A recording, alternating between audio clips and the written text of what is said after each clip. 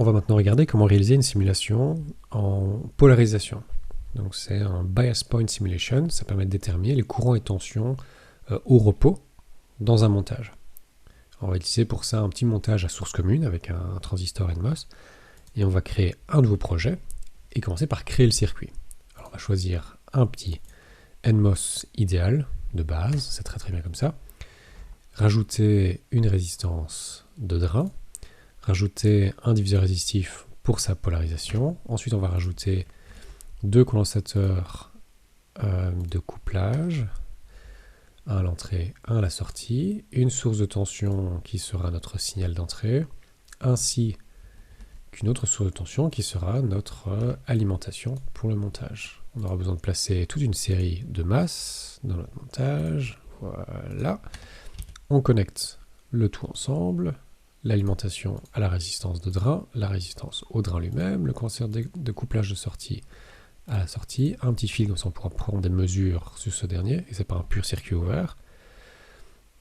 On place un fil qui relie notre diviseur de tension à la source de tension, qui relie les deux résistances entre elles, qui relie le condensateur à l'entrée du transistor et à la source de tension en entrée du montage.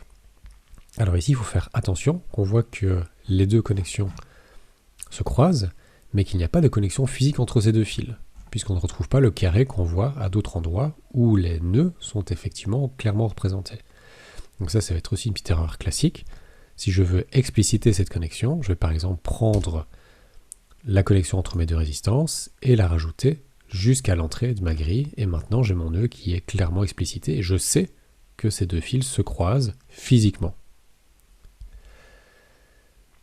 On va régler ensuite les valeurs des différents composants. Je vais mettre 100 ohms sur ma résistance de drain qui est à bon ordre de grandeur. Je vais mettre deux résistances de 100K pour mon diviseur de tension. Je vais choisir deux résistances de 100 nano pour le couplage qui permettra notamment d'affranchir l'entrée de mon montage de l'éventuelle tension continue que je vais placer maintenant sur ma source de tension. Je vais la configurer comme étant sinusoïdale avec une amplitude de, disons, 100 mV, c'est très bien, et un offset de 2 volts. Soyons fous, c'est une source qui n'est pas parfaite, et ça permettra justement de l'illustrer ici.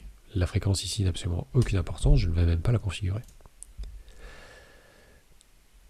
Il reste à configurer l'alimentation, je vais mettre ici à 5 volts. Tous mes composants sont dimensionnés.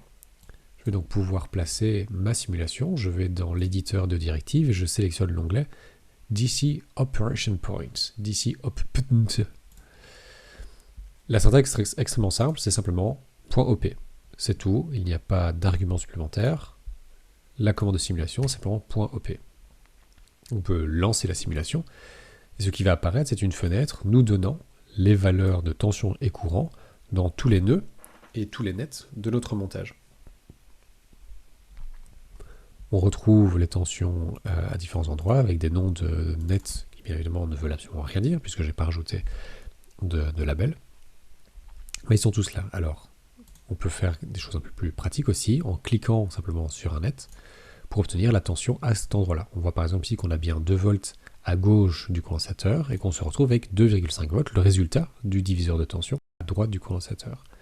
De l'autre côté, pour notre autre condensateur de couplage, on aura notre tension d'alimentation diminuée de la chute de tension sur la résistance, ainsi que la tension à droite de notre condensateur, qui est quasiment nulle en étant à 500 nanovolts. Très bien. Alors forcément, je vais déplacer. Voilà. Alors si on a toutes les tensions, comment faire pour faire apparaître des courants? Eh bien, je peux simplement clic droit sur cette valeur et je peux choisir la donnée que j'ai envie d'afficher. Si j'ai envie plutôt d'afficher le courant de drain à cet endroit-là, je vais choisir ID de M1, le courant de drain de mon transistor M1. OK. Et je me retrouve alors avec mon courant de 62 microampères qui traverse le drain de mon transistor. Alors, manifestement, ce sera un peu faible, le dimensionnement n'est peut-être pas correct, mais au moins, la simulation fonctionne. Voilà. C'est tout pour le moment, et on se retrouve dans une autre vidéo.